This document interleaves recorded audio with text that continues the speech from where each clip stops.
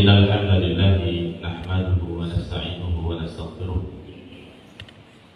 ونعوذ بالله من شرور أنفسنا وسيئات أعمالنا من يهده الله فلا مضل له ومن يضلل فلا هادي له أشهد أن لا إله إلا الله وحده لا شريك له وأشهد أن محمدا عبده ورسوله اللهم صل وسلم وبارك على هذا النبي الكريم وعلى آله وصحبه ومن سار على نهجه إلى يوم الدين.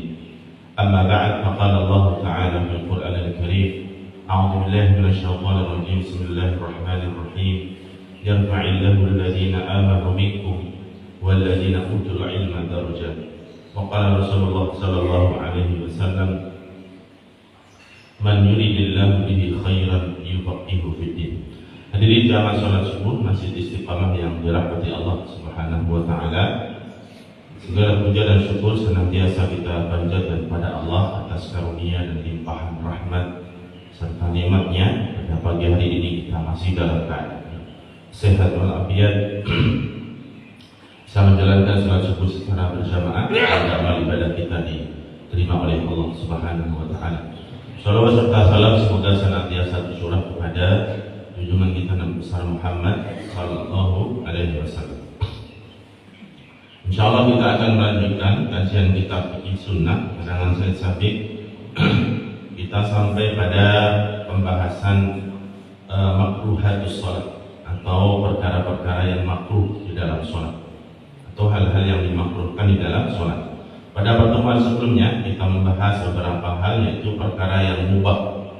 Kalau mubah ini diperbolehkan, artinya tidak mendapatkan pahala dan tidak berdosa, mubah ya. Kalau makruh ini dalam definisi fikihnya, kalau ditinggalkan mendapatkan pahala, kalau dikerjakan tidak berdosa, ini makruh. Sehingga ketika disebutkan perkara-perkara yang makruh dalam sholat, maka lebih baik ditinggalkan, gitu ya. Namun nanti dari beberapa hal yang disebutkan itu tidak semua ulama sepakat bahwasanya itu termasuk kategori yang dimakruhkan. Dan nanti ada penjelasan terkait perkara-perkara yang dianggap makruh di dalam sholat. Artinya ketika seseorang sedang sholat kemudian melakukan perkara-perkara itu, maka perbuatan itu dikategorikan sebagai perbuatan yang makruh. Makruh sendiri secara bahasa artinya sesuatu yang tidak disukai, tidak disukai oleh Allah Subhanahu wa taala, namun tidak sampai pada derajat berdosa, sehingga lebih baik ditinggalkan. Yukrahu lil musalli an yatruka sunnatan min sunanis salat al-mutaqaddim dzikruha. Dimakruhkan bagi orang yang sholat untuk meninggalkan sunnah-sunnah sholat. Kita sudah membahas di awal ya, hal-hal yang disunahkan di dalam sholat apa saja. Maka meninggalkan perkara sunnah dalam sholat ini juga hukumnya makruh. Artinya kita berusaha untuk menjaga, menjalankan semua yang dikategorikan sunnah di dalam sholat, sehingga sengaja meninggalkan perkara sunnah dalam sholat ini kategori makruh. Wa yukrahu lahu aidan ma ya'ti. Selain itu juga dimakruhkan bagi orang yang sedang sholat melakukan hal-hal sebagai berikut. Yang pertama, al-'abathu bi thawbihi aw bi badanihi illa idza da'at ilaihi al-hajah fa innahu hina idzin la yukrah. Seseorang melakukan perkara yang sia-sia, melakukan perkara yang sia-sia, baik dengan pakaiannya ataupun badannya, ya, misalnya menggerak-gerakkan pakaiannya ataupun badannya, tubuhnya itu bergerak-gerak, yang hal itu memang sengaja melakukan sesuatu yang tidak berguna, gitu ya, menggaruk sesuatu yang tidak katal, ya, ataupun membenahi peci yang ataupun serban dan seterusnya yang sebenarnya tidak tidak penting untuk dilakukan, ya. kecuali idza da'at ilaihil hajah, kecuali jika memang hal itu dibutuhkan. Fa innahu hina idzin la yukrah. Maka jika hal itu memang dibutuhkan, diperlukan untuk dilakukan, maka hukumnya tidak menjadi makruh. Ya, misalnya orang sholat pakai sarung, sarungnya merasa agak melorot misalnya ya. Kalau dibiarkan nanti bisa copot misalnya. Sehingga dia harus melakukan pergerakan. Ya. Maka hal ini tidak mengapa. Atau ketika sholat pecinya misalnya berubah, misalnya terlalu menutupin jidatnya, kemudian dia agak membukanya supaya jidat ini mengenai tanah ataupun tempat sujudnya. Ya. Maka hal ini tidak menjadi makruh. Intinya jika pekerjaan atau perkara itu dilakukan tanpa sebab, ya, tanpa ada kebutuhan, maka menjadi makruh. Berdasarkan satu riwayat dari Mu'aikib qala sa'altu Nabi sallallahu alaihi wasallam an mashil hasa fis shalah. Aku bertanya kepada Nabi sallallahu alaihi wasallam tentang mengusap hasa. Hasa ini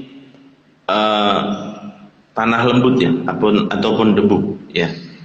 Aku bertanya kepada Rasulullah sallallahu alaihi wasallam tentang mengusap tanah ataupun kerikil lembut yang menempel di jidat, di jidat ya. Karena pada masa itu masjidnya masih beralaskan tanah, sehingga ketika umat Islam sholat itu ada yang nempel di jidatnya. Faqala, maka jawaban Nabi adalah la tamsa al-hasa wa anta tusalli. Janganlah engkau mengusap kerikil ya, sedangkan engkau dalam keadaan sholat. Fa in kunta labudda fa'ilan fa wahidah. Namun jika engkau harus melakukannya, misalnya mengganggu begitu, maka cukuplah sekali saja tasfiyatul hasa, yaitu mengusapnya cukup sekali saja, jangan berkali-kali. Rawahul jamaah. Hadis ini diriwayatkan oleh al-jamaah.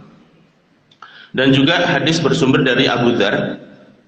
Sesungguhnya Nabi sallallahu alaihi wasallam bersabda, "Idza qama ahadukum ila shalah," jika salah seorang di antara kalian mengerjakan salat, "fa inna rahmata tuwajihuhu," maka sesungguhnya rahmat Allah itu menghampirinya. "Fala yamsah al-hasa," maka janganlah dia mengusap tanah ya, ataupun kerikil yang menempel di wajahnya atau di jidatnya. Akhrajahu Ahmad wa ashabus sunnah. Dan juga dari Ummu Salamah. Ummu Salamah ini adalah istri Nabi. Anna Nabi sallallahu alaihi wasallam qala li ghulam lahu yuqalu lahu Yasar. Rasulullah mengatakan kepada anak kecil ya, pada seorang anak yang bernama Yasar, wa kana qad nafakha bis shalah, di mana anak ini kelihatan meniup sesuatu ketika sholat. Ya, ketika sholat dia sambil meniup ya, mungkin meniup tanah ataupun debu. Maka Rasulullah mengatakan, "Tarabba wajhakallah." Ya, Allah menjadikan wajahmu berdebu, gitu ya. Maksudnya ini ungkapan mengingkari hal itu.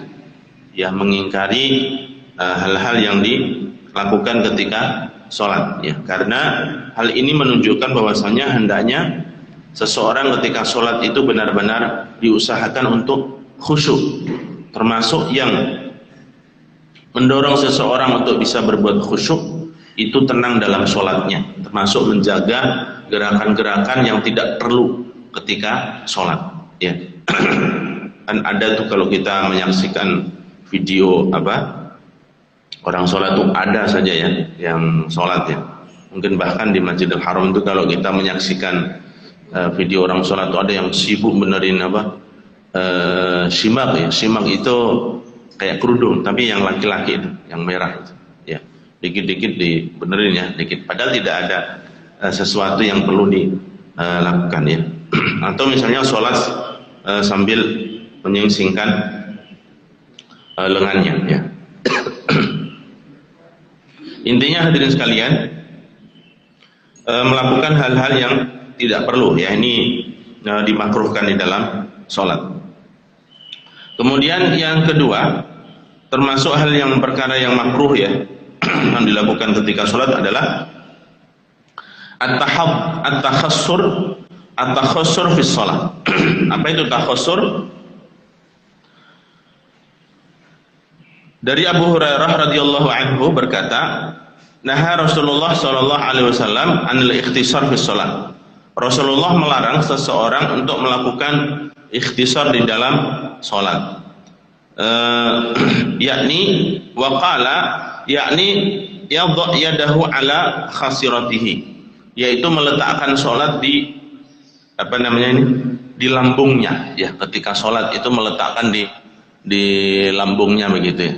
Seperti sholatnya itu kayak malas begitu ya, kayak kurang niat lah ya begitu ya kira-kira.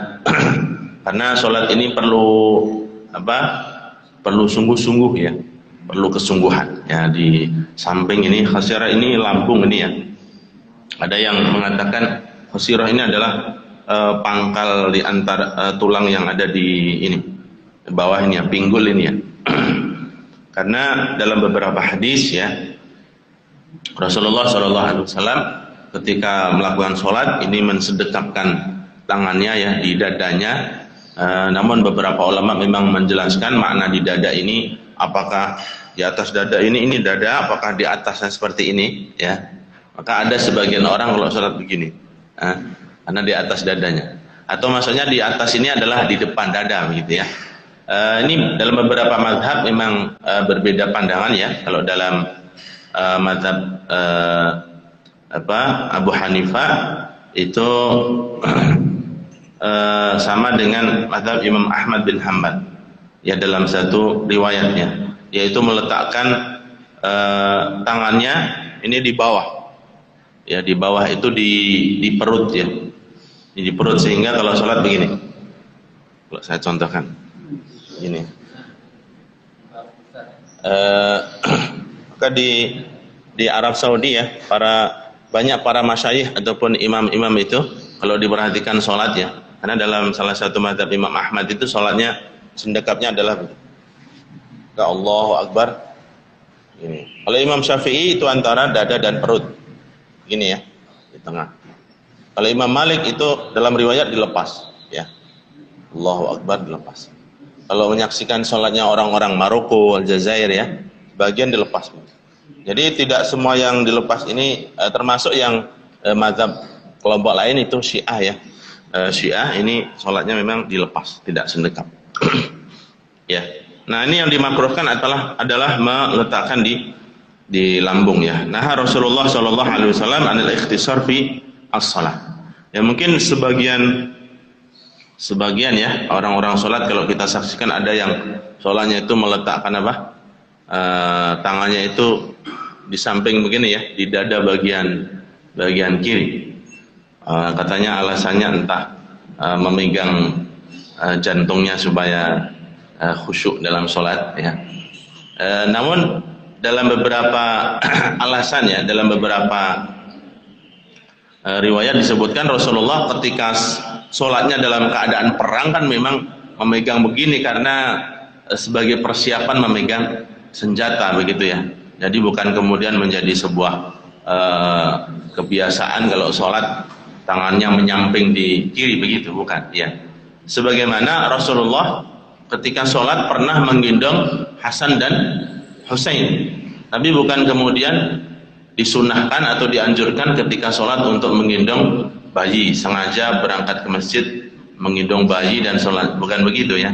Ini satu peristiwa kejadian yang memang pernah terjadi ya pada masa dialami oleh Rasulullah Sallallahu Alaihi Wasallam. Ini yang kedua. Yang ketiga, termasuk hal yang dimakruhkan adalah raf'ul basar ila sama, yaitu mengangkat pandangan, mengarahkan pandangan ke arah langit ya. Sholatnya itu menghadap ke atas ya, sambil menerawang ya. Itu biasanya orang yang pandangannya kosong ya. Sholatnya sambil melamun ya, sambil ngeliat-ngeliat, apalagi ini gambarnya Pak Imam ini luar biasa ini. Masjidnya ini warna ada biru, ada merah, ada kuning dan seterusnya. Ya. Maka sebagian ulama ada yang tidak menganjurkan ya, kalau di masjid warna-warni supaya tidak mengganggu. Kalau sebagian yang lain ya warna biarkan warna, yang terganggu itu ya dirinya sendiri, jangan menyalahkan temboknya begitu ya. Kalau orang mau khusyuk ya khusyuk aja begitu. Ya nggak selesai nanti kalau berdebat begini. Intinya hadirin sekalian, sunnahnya apa? Ketika sholat mengarahkan pandangan ke arah tempat sujud, ya, ke arah tempat sujud. Oleh karena itu mengangkat pandangan ke atas ini termasuk perkara yang dimakruhkan. Hal ini didasari dalam sebuah hadis an Abi Hurairah radhiyallahu anhu, anna Nabi sallallahu alaihi wasallam qala, sesungguhnya Nabi sallallahu alaihi wasallam bersabda, la yantahiyanna aqwamun yarfa'una absarahum ila as-sama' fi shalah aw la tukhtafanna absarahum. Sungguh hendaknya sekelompok kaum itu berhenti dari mengangkat pandangan mereka ke arah langit ketika sholat. Ini wallahu alam apakah dulu para sahabat umat Islam ketika sholat banyak yang mengangkat pandangannya ke arah langit ya. Sampai kemudian Rasulullah mengatakan ini, sungguh hendaklah berhenti orang-orang mengangkat pandangan mereka ke arah langit ketika sholat. Atau kalau tidak, pandangan mereka itu akan dicabut. Ya, ini semacam kayak ancaman gitu ya. Intinya dilarang seseorang ketika sholat untuk melihat ke atas. Rawahu Ahmad wa Muslim wa Nasa'i. Kemudian yang keempat, termasuk perkara yang makruh adalah an-nadhar ila ma yulhi, melihat sesuatu yang bisa melalaikan.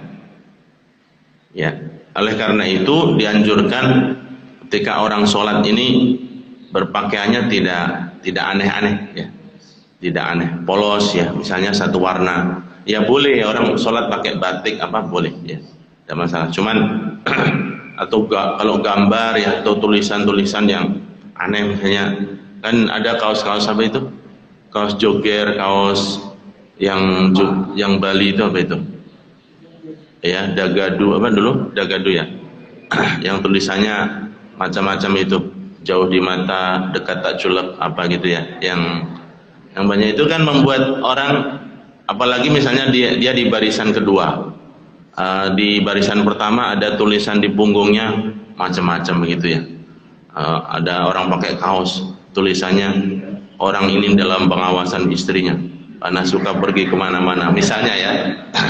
Ini kan mengganggu ya. Atau tulisan pendek saja, biasanya kaos-kaos yang pemilu itu kan macam-macam ya, lanjutkan atau lebih baik lagi dan seterusnya ya. Maka nanti ini hubungannya dengan hukum memejamkan mata ketika sholat. Intinya melihat hal-hal yang melalaikan ini dimakruhkan. Beberapa hadis yang mendukung hal ini hadirin sekalian bersumber dari Aisyah, anna Nabi sallallahu alaihi wasallam shalla fi khamisatin laha a'lam. Rasulullah sallallahu alaihi wasallam pernah sholat dengan menggunakan pakaian khamisah. Ini artinya kisaun min khizin au sufin mu'allam, yaitu pakaian yang berjahit ya, ataupun suf. Suf ini pakaian yang terbuat dari bulu domba, mu'allam, namun ada gambar-gambarnya, ada tanda gitu, ada alam itu adalah ya ada tandanya, bukan ada gambarnya. Faqala syaghalatni a'lamu hadhihi, sungguh gambar ini membuatku sibuk, maksudnya terganggu ya hati Rasulullah. Idhabu biha ila Abi Jahal, maka pergilah bawalah pakaian ini kepada Abu Jahal, karena yang memberikan pakaian ini, hadiah ini adalah Abu Jahal kepada Nabi sallallahu alaihi wasallam. Ya, diberikan pakaian yang di situ ada alamnya. Wa atuni bi ambijaniyatihi, dan datangkan untukku, bawakan untukku pakaian yang ambijaniyah. Ini adalah kisahun ghalidhun, pakaian tebal, lahu wabar wala alam lahu, yang tidak ada tanda, tidak ada gambarnya. Jadi minta ganti. Wa Abu Jaham kana qad ahdan Nabi. Abu Jaham dahulu pernah memberikan hadiah kepada Nabi khumaisah, pakaian khumaisah ini yang ada gambarnya. Faraddaha wa talaba ambijaniyatihi badalan jabran li khatiratihi. Ya, maka Rasulullah minta ganti hadiahnya yang lain aja supaya hatinya tidak terganggu ya dengan pakaian ini. Ya. Mungkin seseorang yang pakai barangkali tidak terganggu, tetapi yang terganggu orang lain. Maka hendaknya seseorang tidak membahayakan dirinya dan juga tidak membahayakan orang lain. Dalam satu kaidah disebutkan la dharara wala dhirar. Hendaknya seseorang tidak melakukan satu perkara yang bisa membahayakan dirinya dan juga tidak membahayakan orang lain ya. Meskipun kaidah ini tentu tidak terkait hal ini ya. Ini adalah terkait kekhusyuan dalam salat ya. Rawahu Muslim wal Bukhari. Hadis ini diriwayatkan oleh Imam Muslim dan Imam Bukhari. Dan warwal Bukhari an Anas, dan riwayat Imam Bukhari bersumber dari Anas bin Malik berkata, kana qiramu li Aisyah satarat bihi janiba baitiha. Adalah Aisyah radhiyallahu anha itu mempunyai kiram. Kiram ini satrun raqiq. Mungkin kalau boleh dibahasakan hari ini, satrun itu sebenarnya satir ya. Satir itu mungkin korden gitu ya. Korden tipis di sini disebutkan yang menjadi pembatas rumah, penghalang rumah ya, mungkin korden begitu. Faqala laha Nabi sallallahu alaihi wasallam. Maka Rasulullah berkata kepada Aisyah, amiti qiramak, lepaslah atau lepaslah ya satir ini ataupun korden ini ya. Fa innahu la tazalu tasawiruhu, karena sesungguhnya gambar-gambar yang ada di korden itu tu'adid li fi sholati, senantiasa hadir kepadaku ketika sholat. Ya kan ada juga orang melihat satu gambar kemudian masih terngiang-ngiang, terbayang-bayang terus ya, itu ada ya. Kalau yang terngiang-ngiang gambar di kain mungkin nggak begitu masalah ya. Kalau Pak Imam yang terbayang ini yang lainnya gitu kan, yang tadi ketemu di jalan terus terbayang waktu sholat ini kan lebih bahaya lagi. Gitu ya, hadirin sekalian. Maka Rasulullah memerintahkan Aisyah untuk melepas satirnya. Fi hadzal hadits dalil ala anna istifbatil khattil maktub fi shalah la yufsiduha. Sekaligus hal ini, hadis ini memberikan petunjuk ya sebagai dalil bahwasanya keberadaan gambar-gambar ataupun tulisan yang tertulis ya dalam sholat itu tidak sampai merusaknya, tidak membatalkan sholat. Namun hal ini termasuk kategori yang dimakruhkan, gitu ya. Sehingga perkara-perkara yang menyebabkan seseorang itu kurang khusyuk di dalam sholat ini dikurangi.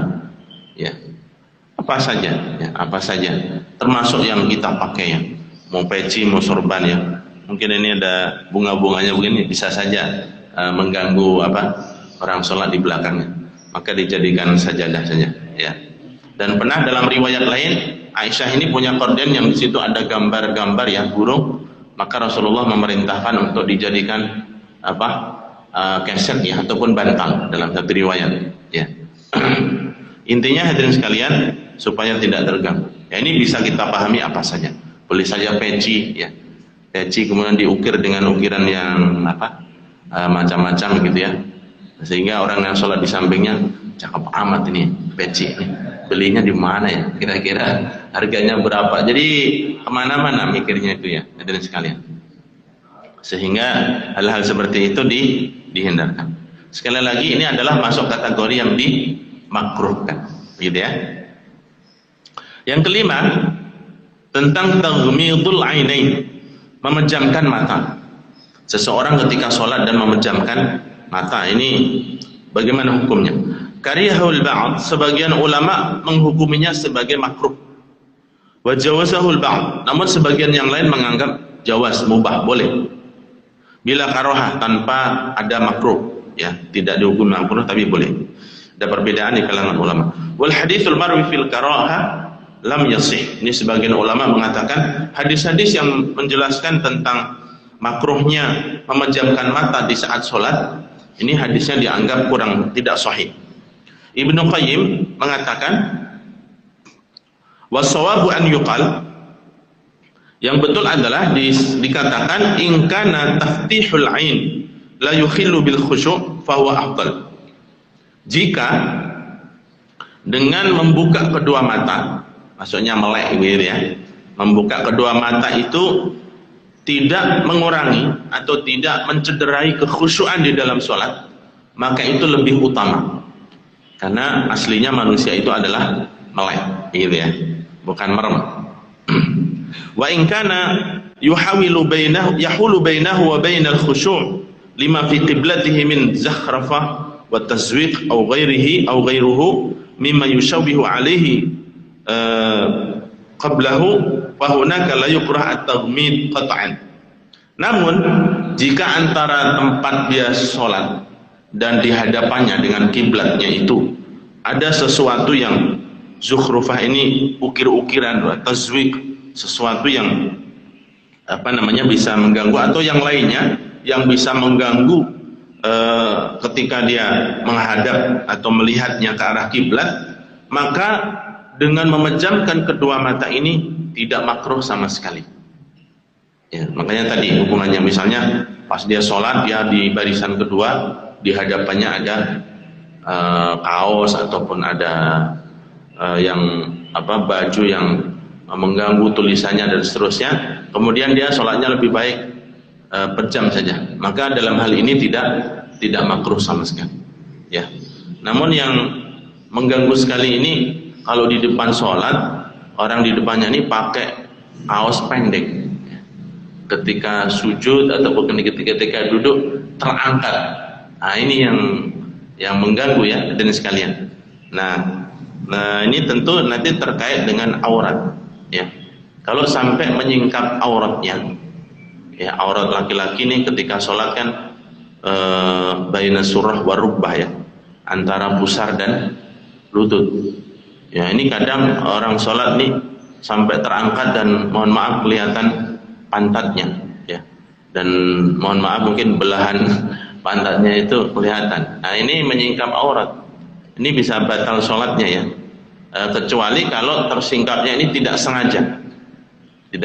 Oleh karena itu memang diperintahkan ketika orang sholat ya, berangkat ke masjid itu menggunakan pakaian yang baik yang dia miliki ya. Khudhu zinatakum inda kulli masjidi wa kulu wasrabu wala tusrifu. Ambillah pakaian perhiasan kalian ketika berangkat ke masjid, makan dan minumlah dan jangan berlebih-lebihan ya. Jadi memang dianjurkan ketika berangkat ke masjid ya, sholat itu menggunakan pakaian yang terbaik yang dia miliki ya. Bahkan misalnya sholat-sholat yang tahunan ya, setahun sekali sholat Idul Fitri, Idul Adha, itu juga disunahkan untuk menggunakan pakaian yang terbaik yang dia miliki. Nah, ini tidak harus baru ya, tapi yang terbaik yang dia miliki. Kembali kepada tadi, sehingga hukum memejamkan mata ini tidak makruh apabila di hadapannya ada sesuatu yang mengganggu ya. Kalau dia buka kedua matanya justru malah mengganggu. Wal qaul bi istihbabihi fi hadzal hal aqrab ila usul syara' wa maqasidihi minal qaul bil karahah. Oleh karena itu dalam kondisi seperti ini, maksudnya kondisi apabila di hadapan orang sholat itu ada sesuatu yang mengganggu, maka memejamkan kedua mata itu bahkan lebih dianjurkan. Istihbab itu dianjurkan atau bahkan disunahkan, begitu ya, dianjurkan. Jadi dalam hal ini, dalam hal memejamkan mata ini sifatnya kondisional gitu ya. Namun hukum asalnya sholat itu adalah dengan membuka kedua mata. Ya ini tentu hikmahnya banyak ya hadirin sekalian. Ya kalau dalam hal-hal mubah tempo hari pertemuan sebelumnya misalnya termasuk perkara mubah itu adalah membunuh binatang yang bisa menyakiti, kalajengking ataupun kalau dia sholatnya merem kan, nanti ada sesuatu yang bahaya dia tidak menyadarinya, gitu ya hadirin sekalian. Baik, ini yang kelima tentang hukum memejamkan kedua mata. Kemudian yang berikutnya yang keenam, al-isyarah bil yadaini hingga salam, yaitu memberikan isyarat itu tanda ya, dengan kedua tangan ketika salam. Wallahu alam ya, saya kurang begitu memahami hadis ini. Apakah dahulu para sahabat itu ketika salam sholat itu dengan mengangkat tangan seperti ini, begitu ya? Karena biasanya kalau kita salam, memberikan salam orang dari jarak jauh itu kan dengan mengucapkan begini ya, assalamualaikum begitu ya.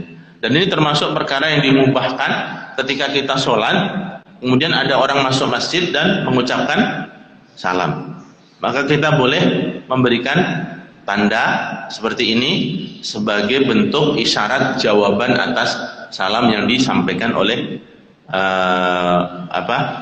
orang yang masuk masjid tadi. Tapi jangan dijawab dengan ucapan ya, assalamualaikum, waalaikumsalam, saya lagi sholat nih, jangan dijawab begitu ya. Ntar malah jadi diskusi sholatnya. Sebagaimana Rasulullah itu ketika beliau wudhu dan ada orang salam, beliau menyelesaikan wudhunya dahulu, baru kemudian beliau membalas salam. Karena memang membalas salam ini hukumnya wajib ya, wajib kifayah ya. Kalau kita diberikan salam, ucapan assalamualaikum, ini kita wajib menjawabnya dengan yang semisal. Kalau dia mengucapkannya assalamualaikum, maka jawaban kita adalah minimal waalaikumsalam. Lebih utama lagi adalah waalaikumsalam warahmatullah. Lebih utama lagi waalaikumsalam warahmatullahi wabarakatuh. Kalau orangnya memberikan salam, assalamualaikum warahmatullahi wabarakatuh, maka dijawab dengan sempurna. Allah berfirman, wa idza huyyitum bi tahiyyatin fahayyu bi ahsana minha aw rudduha. Jika kalian diucapkan salam, maka berikanlah salam yang lebih baik ataupun yang semisal, maksudnya yang yang sama ya. Nah, ketika sholat itu mengucapkan salam cukup assalamualaikum menghadap ke kanan dan assalamualaikum menghadap ke kiri ya, tidak perlu mengangkat tangan. Nah, ini ada sekelompok sebagian umat Islam yang kalau sholat itu mengangkat tangannya. Mungkin hadirin sekalian tahu yang dimaksud ya. Tahu nggak? Tahu kan Pak Imam? Ya, baik. Dari Jabir bin Samurah berkata, "Kunna nusalli khalfan Nabi sallallahu alaihi wasallam." Dari Jabir mengatakan kami salat di belakang Nabi sallallahu alaihi wasallam. Faqala. Maka selesai salat Rasulullah mengatakan, "Ma balu haula'i yusallimuna bi aidihim ka'annahum adnabu khairin syamsin." Apa gerangan mengapa mereka ya orang-orang itu mengucapkan salam ya ketika salam dalam salat itu dengan mengangkat tangan mereka seperti ekor kuda yang yang ke atas itu. Innama yakfi, sesungguhnya cukuplah ahadukum, seorang di antara kalian, an yadha yadahu ala fakhidhihi, meletakkan tangannya itu di atas pahanya, tsumma yaqul assalamu alaikum, assalamu alaikum. Ya, jadi ketika sholat cukup mengucapkan assalamualaikum, assalamualaikum. Salam yang pertama itu adalah bagian dari rukun sholat. Ya, hukumnya wajib. Nah, salam yang kedua ini kalau dalam mazhab Syafi'i itu sunnah. Ya, seandainya seseorang ketika sholat kemudian dia sudah salam yang pertama, assalamualaikum, tengok ke kanan ya, kemudian batal sholatnya, maksudnya dia hadas, hanya buang angin, maka sudah sah sholatnya. Gitu ya, dan sekalian. Jadi dengan mengangkat kedua tangan ketika sholat, ketika salam dalam sholat ini termasuk perkara yang dimakruhkan ya dalam Rawahu Nasa'i wa ghairuhu wa hadzal lafdhu. Hadis ini diriwayatkan oleh Imam Nasa'i. Kemudian yang berikutnya, taghtiyatul fam was-sadl, yaitu menutup mulut. Ini dimakruhkan. Ya, menutup mulut yang tidak ada alasan. Ini masuk dalam tadi ya, alasan tadi. Bergerak, melakukan pergerakan dan seterusnya yang tidak ada alasan. Nah, ini yang mungkin waktu kencang-kencangnya COVID kemarin ya, banyak sekali ceramah-ceramah bahkan sebagian ustadz ya, yang mengatakan tidak boleh memakai masker dalam sholat dan seterusnya ya. Padahal kalaupun itu seandainya terlarang, ini hukumnya makruh ya, masuk kategori makruh, bukan haram. Namun kalau ada alasan, hal itu justru bahkan mungkin suatu keharusan begitu. Sebagaimana tadi hukum memejamkan mata dan seterusnya, itu ada alasan di balik hukum. Gitu ya hadirin sekalian. Hal ini kenapa demikian? Kita tahu orang bersin itu sunnahnya adalah dengan menutup mulut. Karena bersin itu waktu seseorang mengeluarkan virus itu yang ikut dengan semprotan bersihnya itu paling banyak ya, sehingga menyebarnya ke orang lain itu sangat sangat memungkinkan dan sangat cepat ya. Namun jika tanpa alasan ya, ketika sholat menutup mulut ya dengan apa saja ya, misalnya orang pakai sorban kemudian sholat begini ya tapi kalau ada alasan ya boleh. Dari Abu Hurairah radhiyallahu anhu qala naha Rasulullah sallallahu alaihi wasallam an istadli fi shalah wa an yughatti ar-rajul fahu, yaitu seseorang Rasulullah sallallahu alaihi wasallam melarang seseorang untuk sholat dengan menutup mulutnya. Rawahul khamsah wa qala sahih ala syarti Muslim. Wa qala al-Khattabi asadlu irsalu thawb hatta yusibal ard. Adapun asadlu ini adalah irsalu thawb itu ini ya, menjatuhkan pakaian ya sampai kemudian menyentuh tanah ya. Misalnya begini, kita sholat pakai sorban gini dan sorbannya ini sampai di tanah dan kemudian kita sujud di tanah tersebut. Ini yang termasuk kategori yang dimakruhkan. Tetapi kalau kita lepas dari badan kita, ini tidak termasuk kategori yang dilarang. Ya, termasuk yang dimakruhkan juga adalah menutup mulut. Ya, ini jika tanpa alasan maka termasuk yang dimakruhkan. Oleh karena itu, hadirin sekalian, segala sesuatu yang menyebabkan orang lain terganggu dan lain sebagainya ini dihindarkan. Sehingga Rasulullah memperhatikan ya, termasuk hal-hal kecil ketika berangkat ke masjid ini sudah dalam keadaan bersih, termasuk seseorang ketika akan ke masjid dilarang untuk makan makanan yang bisa mengeluarkan aroma yang kurang baik ya, tidak sedap, sehingga nanti orang sampingnya yang terganggu. Kalau pelakunya sih merasa aman saja ya, tapi orang yang di sampingnya ini ya, habis makan jengkol atau peti ya, apalagi kemudian sholat sambil bersendawa, ini udah luar biasa ini ya. Dalam satu riwayat yang pernah saya baca, mata sa'aba Rasulullah wa mata jasya. Rasulullah itu tidak pernah menguap dan tidak pernah bersendawa. Wallahu alam ya, apakah maksudnya tidak pernah melakukan hal itu di hadapan orang atau memang tidak pernah demikian. Ya, dalam satu hadis disebutkan fa innal 'atasa minallah wa inna tajassu atau tafawub itu minasyaitan. Sesungguhnya bersin itu dari Allah, tapi kalau bersendawa itu dari syaitan ya. Oleh karena itu jarang sekali, bahkan mungkin tradisi di Arab itu orang kalau bersendawa itu agak ditahan gitu, karena itu kayak sesuatu yang aib. Tapi kalau di kita ini luar biasa ya, bahkan ada lagunya gitu ya. Ada iramanya, orang bersendawa itu ada iramanya ya, sampai panjang begitu ya hadirin sekalian. Padahal nih di sebagian masyarakat aib ya. Baik, intinya hadirin sekalian, kita menjaga baik hal-hal yang bisa mengganggu orang lain.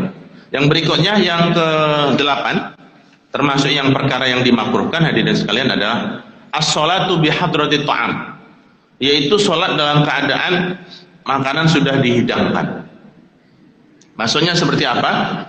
Dari Aisyah radhiyallahu anha, anna Nabi sallallahu alaihi wasallam qala, adalah Rasulullah sallallahu alaihi wasallam bersabda, "Idza wudi'al asya wa uqimatus shalah, fabda'u bil asya." Jika makan malam sudah dihidangkan, kemudian sholat telah dikumandangkan, diiqomati ya, maka mulailah dengan makan malam terlebih dahulu. Rawahu Ahmad wa Muslim. Hadis ini diriwayatkan oleh Imam Ahmad dan Muslim. Wa an-Nafi' an Ibnu Umar kana yudha' lahu ta'am. Dan dari Nafi' dan juga dari Ibnu Umar, pernah dahulu dihidangkan kepada mereka itu makanan. Wa tuqamus shalah. Kemudian didengarkan salat telah diiqamati, dikumandangkan ya, didirikan. Sudah terdengar qomat. Fala ya'tiha hatta yafragh. Maka mereka itu tidak mendatangi sholat sampai selesai makan. Wa innahu yasma' qira'atal imam, dan bahkan ketika makan itu mendengar bacaan imam. Rawahul Bukhari. Hadis ini diriwayatkan oleh Imam Bukhari. Ya mungkin tidak harus melahap semuanya ya hadirin sekalian. Maksudnya ya kalau hidangannya banyak, barangkali kalau udah lapar sekali begitu ya, mungkin dia cukup makan sebagian dan segera untuk ke masjid ya, dan seterusnya. Kalau dahulu kan memang waktu sholat itu ya benar-benar mendengarkan, menunggu suara azan. Kalau saat ini kan ya waktu sholat itu sudah diketahui setiap hari ya. Ya jangan kemudian sengaja, maksudnya ketika menjelang sholat baru sengaja ke dapur ataupun ke meja makan, kemudian alasannya ini makanan telah disediakan ya. Kalau alasannya itu tiap hari makanan sudah tersedia ya kan, di kulkas kan selalu penuh ya. Baik. Wa qala al-Khattabi innama amara Nabi sallallahu alaihi wasallam am yadda bi ta'am. Imam Khattabi menjelaskan sesungguhnya Rasulullah sallallahu alaihi wasallam memerintahkan seseorang untuk memulai makan terlebih dahulu li ta'khudan nafsu hajataha, supaya jiwa ini memenuhi haknya ya. Kebutuhan jiwa ini memenuhi haknya. Fayadkhul al-musalla fi sholatihi wa huwa sakinul jas. Dengan demikian ketika seseorang sudah terpenuhi hajatnya, sehingga dia memasuki sholat itu dalam keadaan tenang. La tunazi'u nafsuhu, dan nafsunya ya, hawa nafsunya ini tidak mengganggunya. Syahwat ta'am, maksudnya ini nafsu atau selera untuk makan. Fa yu'ajjiluhu dzalika an itmami ruku'iha wa sujudiha. Sehingga ketika seseorang itu dalam sholat dan berkeinginan untuk makan, teringat makanan itu, terganggu sholatnya dan tidak akan sempurna, tidak khusyuk dalam rukuk dan sujudnya. Wa ifa'u huquqiha, dan tidak menjalankan hak-hak sholat. Jadi sholatnya itu tergesa-gesa karena ingin segera makan. Ya, makanya kalau biasanya ungkapan kita itu lebih baik lebih baik makan ingat sholat daripada sholat ingat makan. Padahal nggak ingat semuanya ya kan. Nah, intinya pengen makan saja ya hadirin sekalian. Oleh karena itu ini ada memang dalam hadis demikian ya. Kalau memang dalam satu kondisi ya seorang lapar dan seterusnya dan makanan telah dihidangkan ya, maka ya dia mungkin memenuhi secukupnya dulu kemudian sholat. Yang ke-9, termasuk perkara yang dimakruhkan adalah as-sholatu ma'a mudafa'atil akhbathain wa nahwihima mimma syaghala al-qalba. Sholat dengan menahan dua hal yang mengganggu. Akhbathain ini dua istilah, yaitu BAB dan BAK. Ya, menahan buang kentut ya, ataupun kencing. Ini termasuk perkara yang diumumkan atau hal yang lain. yang menahan hal yang lain seperti itu yang mengganggu kekhusyuan hati ketika sholat.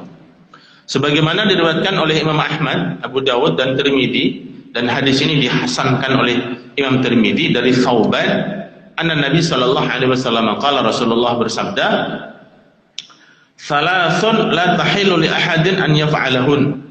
Ada 3 perkara tidak halal seseorang untuk melakukannya. La ya'umma rajulun qauman fayakhussu nafsahu bidu'a dunahum. Fa in fa'ala faqad khanahum. Yang pertama, 3 perkara yang tidak halal untuk dilakukan oleh seseorang adalah yang pertama, seseorang mengimami satu kaum, namun ketika berdoa itu doanya khusus untuk dirinya. Jika dia melakukan hal itu maka dia telah berkhianat.